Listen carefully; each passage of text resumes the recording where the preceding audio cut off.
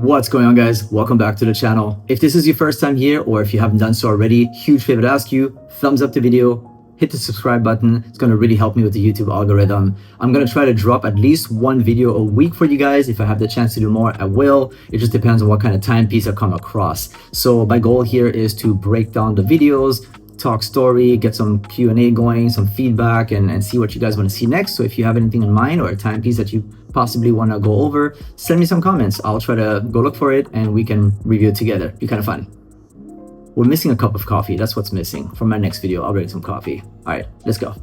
Alright guys, before we jump into this video, I wanted to do a quick wrist shot and I'm going to explain why in just a second. Let me see if I can get this nice and focused. There you go. So this right here is my 2019 Rolex Submariner date. It is reference number 116610LN. It has been on my wrist for the better part of August. I just put it back on the bracelet. I had it on the NATO strap. If you watch my previous videos, just for fun, why not?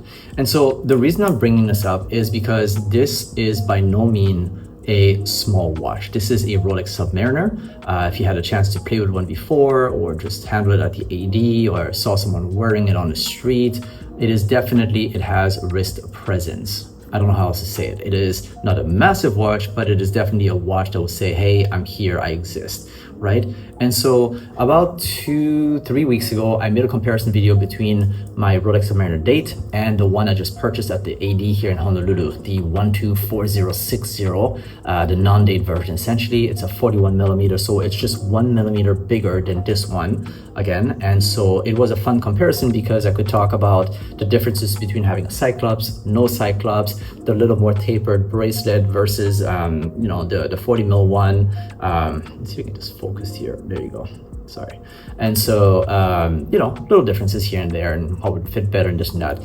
And the reason I brought this out is because the watch I'm about to show you guys, which is, I took some note here. Let me see.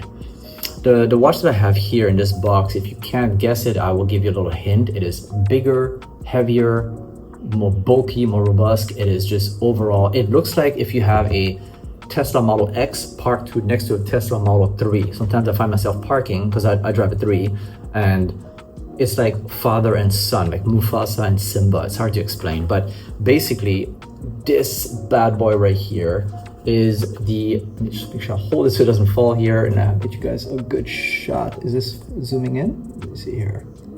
There you go. So this right here is the Rolex Sea Dweller 136660 on a massive 44 stainless steel case. So the black dial is there. It has a black unidirectional rotating ceramic bezel and a sapphire crystal for the glass.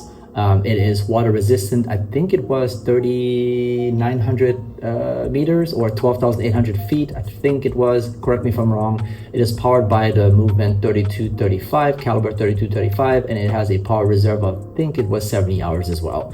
And of course it has the helium escape valve, which I don't know if you gonna ever use that to dive that deep, but hey, it's there if you need it. And so it also comes on an oyster bracelet. It has the glide lock extension and it has the RLX titanium case back as well. So I'm gonna take it off this case here and let me do a little, there you go. So let me try to get as close as I can here. This watch doesn't have a Cyclops. It has a date function, but it is very, very tiny. The watch itself, I'm gonna try to, sorry, it's kind of hard to hold it here, but it is a massive bad boy. It is literally, it almost feels like a 41, Black Bay 41 from Tudor, if you will. It just has that height to it, right?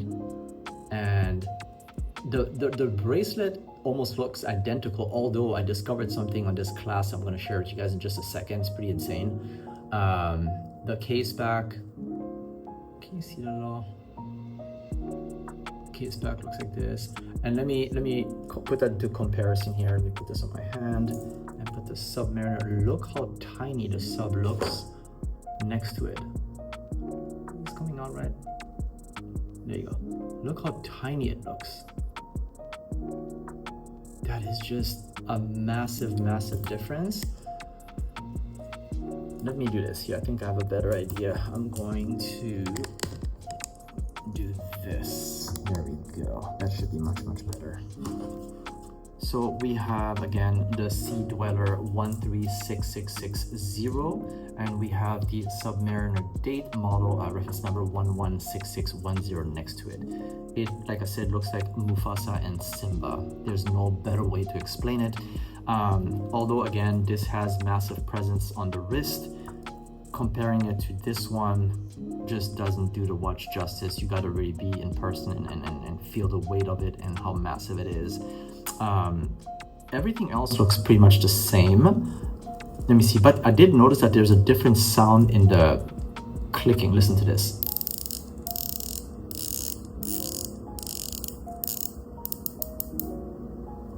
Now listen to this, it's much higher for some reason. Not that it makes any difference, but some people will notice that. And now, you remember the glide lock on the sub? You know, the usual. And so the way you would adjust it is, of course, pull it like this, and then you can adjust it by a few millimeters back and forth to kind of go with, you know, either the wetsuit or if you have a hot day walking around or whatever it is. Now for the Sea Dweller 13660, it looks identical, and look at this clasp. Is there like a difference? Do you see anything that's different? Let me see here, because I couldn't tell at first. It looks the same, right?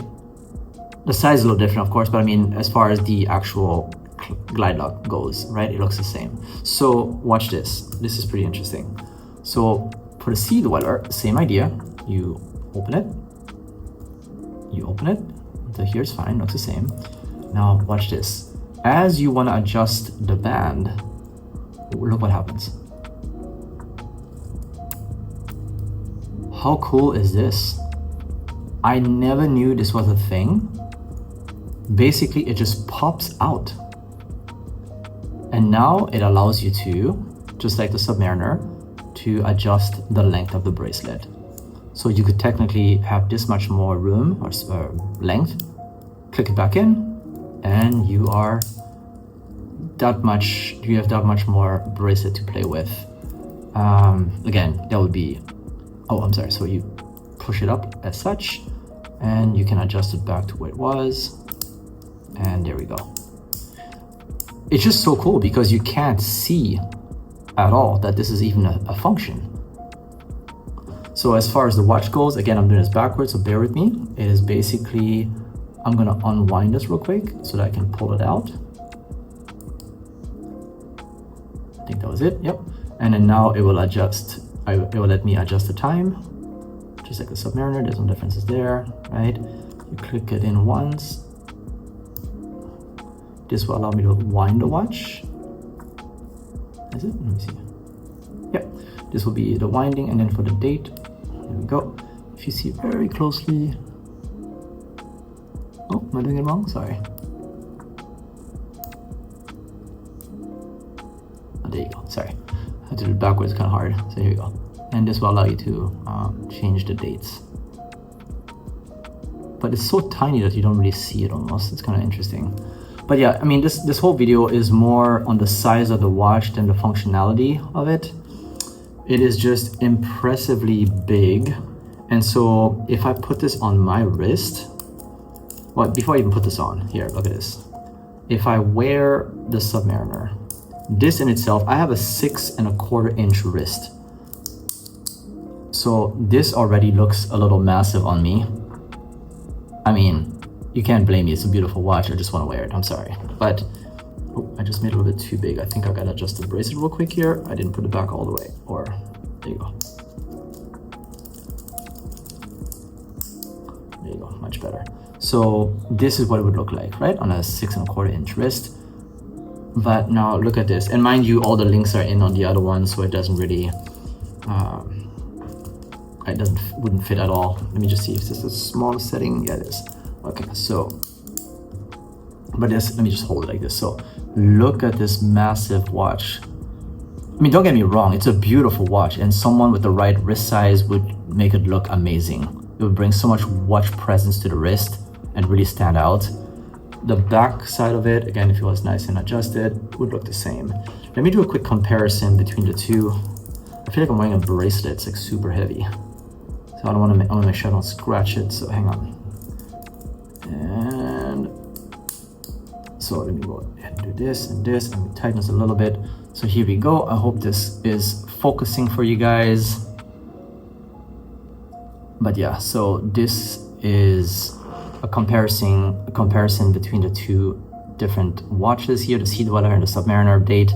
But it is definitely a son and father type of scenario. I mean, I could not pull this off, but I just want to share this because it is really interesting on how, you know, when you see people wearing it, there's so many small features. Like this bracelet really tripped me out today.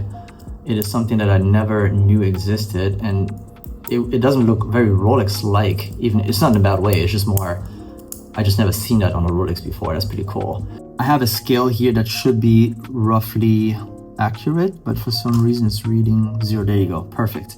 Okay, let me just go ahead and put this here very carefully. It's gonna be a rough thing. I just don't want to scratch it, sorry guys. So here we go. Oh, this was 84 grams, it's not gonna work. Okay, well, let's just do it by itself. So here we go, the Rolex Submariner date at 143 grams. And then this massive bad boy here, the Sea Dweller, comes in at 219, was it? 20? Let's just round up, 220 grams. So a massive difference between the two watches. Definitely a lot more weight to it, which is very interesting.